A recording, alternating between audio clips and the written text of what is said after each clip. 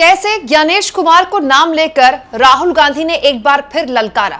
अपनी पहली जीत पर भी आराम से बैठने को बिल्कुल तैयार नहीं है राहुल गांधी।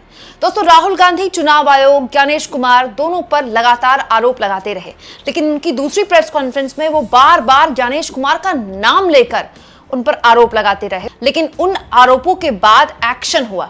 आप चाहें तो मेरा आज का पहला वीडियो देख सकते हैं। सबसे पहले आज मैंने आपके सामने बताया इस वीडियो के जरिए कि कैसे इंडियन एक्सप्रेस ने एक बहुत ही चौंकाने वाला खुलासा किया है। इस खुलासे के जरिए दोस्तों वो शिकायतें, वो सवाल जो राहुल गांधी ने अपनी दूसरी प्रेस कॉन्फ्रेंस में उठाए थे, आखिरकार चुनाव आयोग को उनको एड्रेस करना पड़ा। दोस्तों, चुनाव आयोग ने अब ई साइन का फीचर शुरू कर दिया है, इसके साथ साथ आधार ओटीपी भी शुरू कर दिया है।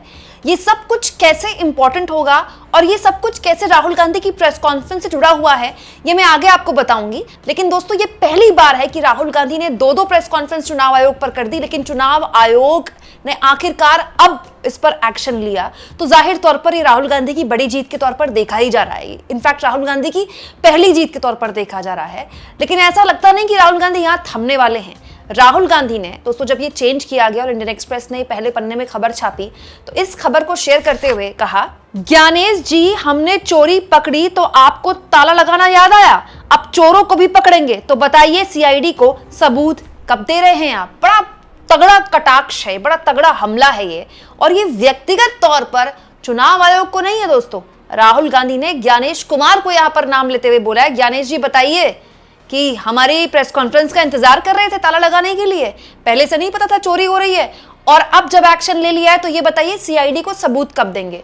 दोस्तों, ये पूरा का पूरा मामला अगर मैं आपको आसान भाषा में बताऊं तो आप जानते हैं, दूसरी प्रेस कॉन्फ्रेंस में राहुल गांधी ने जो शिकायत की थी वो ये बताया था, बाकायदा एक जिंदा आदमी को खड़ा कर दिया था कि ये वो शख्स हैं जिनके फोन से सुबह 4 बजे 14 मिनट में 12 नाम डिलीट कर दिए गए, राइट, और इन्हें पता भी नहीं चला इनके फोन का इस्तेमाल हो गया।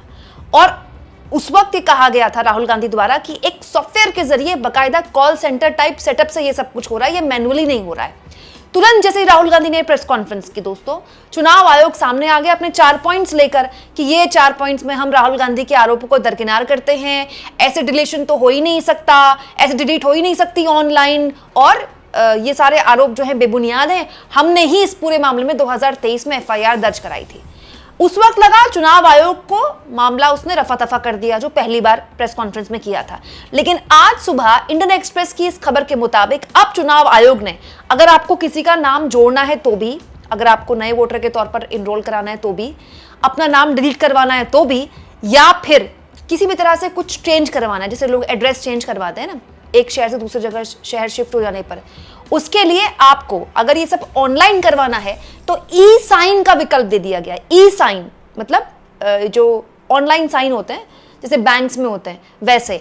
और तो और दोस्तों, चुनाव आयोग की तरफ से ये भी कह दिया गया है कि ये सब कुछ ऑथेंटिकेट किया जाएगा, आपको खुद डिक्लेरेशन देनी होगी, और आपके फोन पे लास्ट में आधार ओटीपी आएगा। मतलब आपका जो वोटर आई कार्ड है और आधार कार्ड है, वो दोनों लिंक ऑलरेडी होंगे ही होंगे, तभी आप यहां पर लॉगिन कर सकते हैं। लेकिन ओटीपी अगर आपके पास आया तो ही आप इसको फाइनल कर सकते हैं। दोस्तों, ये कैसे राहुल गांधी की बोली हुई बात को एड्रेस करना है? जैसे राहुल गांधी ने बोला था कि किसी शख्स को पता ही नहीं है कि उसके फोन का इस्तेमाल करके सॉफ्टवेयर के जरिए उसके फोन से 12 वोट आपने डिलीट कर दिए।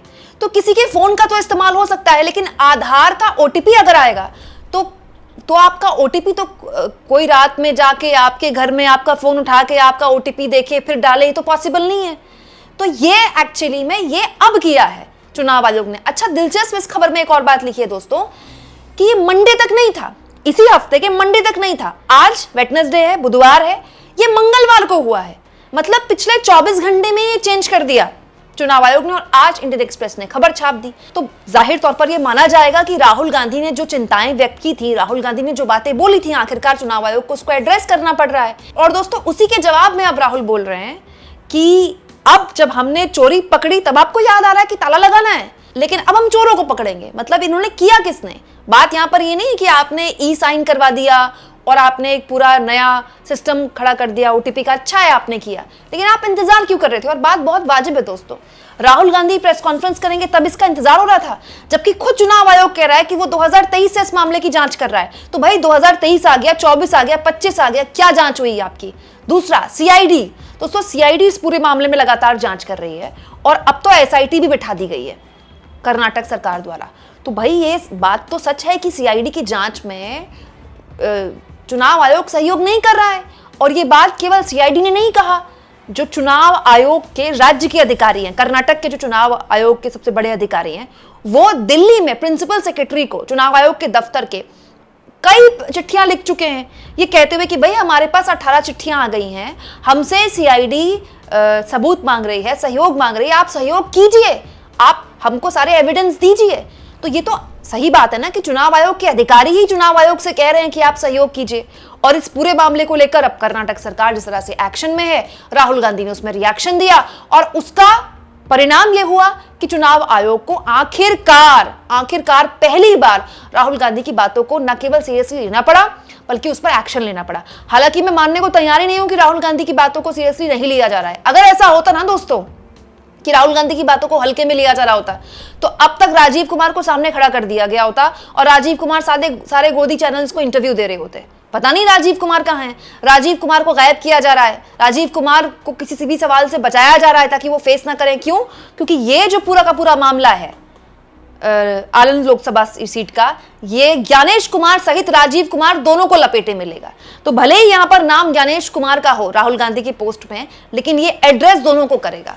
आप इस मुद्दे पर क्या सोचते हैं दोस्तों? जिस तरह से राहुल गांधी ललकार रहे हैं चुनाव आयोग को, नाम लेकर ज्ञानेश कुमार को ललकार रहे हैं, ये अपने आप में बड़ा दिलचस्प है। क्योंकि देखिए राहुल गांधी ने प्रेस कॉन्फ्रेंस में बकायदा कह दिया था, दूसरी वाली प्रेस कॉन्फ्रेंस में, कि 7 दिन का मैं आपको वक्त दे रहा हूं, अगर 7 दिन के अंदर आपने सहयोग नहीं किया सीआईडी के साथ और 7 दिन के अंदर आपने इस पूरे मामले में स्थिति स्पष्ट नहीं की, तो ये मान लिया जाएगा कि ज्ञानेश कुमार वोट चोरी करवाने वालों का सपोर्ट कर रहे हैं और लोकतंत्र की हत्या करवाने वालों के साथ है। ये बात बोली राहुल गांधी ने प्रेस कॉन्फ्रेंस में। तो ज्ञानेश कुमार को वो लगातार टारगेट कर रहे हैं और अब ज्ञानेश कुमार का नाम लिखकर उनको ललकार रहे हैं। दोस्तों सब जानते हैं कि चाहे वो ज्ञानेश कुमार हो चाहे वो राजीव कुमार हो, उनको न केवल उनके पद में रहते हुए इम्यूनिटी है, बल्कि जब वो पद रिटायर हो जाएंगे तो भी उन पर इम्यूनिटी है। मतलब इस सरकार ने 2023 में जिस वक्त संसद से रिकॉर्ड स्तर पर विपक्ष के सांसदों को निलंबित किया गया था, बकायदा ऐसा कानून बना दिया है जिसमें मुख्य चुनाव आयुक्त को ऐसी इम्यूनिटी मिल गई है कि जो इम्यूनिटी देश के राष्ट्रपति को भी नहीं है। तो जब तक वो पद में है तब तक भी उन पर कोई केस नहीं दर्ज हो सकता, कोई एक्शन नहीं हो सकता, इनफैक्ट जब वो रिटायर हो जाएंगे तो भी नहीं हो सकता। लेकिन होता क्या है दोस्तों कि हर चीज एफआईआर जेल से नहीं होती है। आज अगर चुनाव आयोग ने राहुल गांधी के इन सवालों के जवाब देने की कोशिश की है, ये दिखा रहा है चुनाव आयोग कि देखिए हम एक्शन ले रहे हैं। ये क्यों हो रहा है? सिर्फ इसलिए ना कि विपक्ष वोट चोरी का मुद्दा उठा रहा है और जमीन पर उसका असर दिखाई दे रहा है। चुनाव आयोग की विश्वसनीयता गिर रही है, न केवल चुनाव आयोग की बल्कि बीजेपी पर सीधा सीधा आरोप लग रहे हैं। और ये सच है कि ज्ञानेश कुमार ने जो प्रेस कॉन्फ्रेंस की, कोई भी सवाल को एड्रेस नहीं कर पाए। आप इस मुद्दे पर क्या सोचते हैं दोस्तों? जब पहली बार अब चुनाव आयोग बैकफुट पर आया है, तो अब क्या चुनाव आयोग को सीआईडी को भी सहयोग करना पड़ेगा? कमेंट बॉक्स में जरूर लिखें और जितना हो सके चैनल को शेयर भी करें दोस्तों, सब्सक्राइब भी करें और थैंक्स और ज्वाइन के ऑप्शन से अगर आप चाहें तो कुछ आर्थिक मदद भी चैनल की जरूर करें।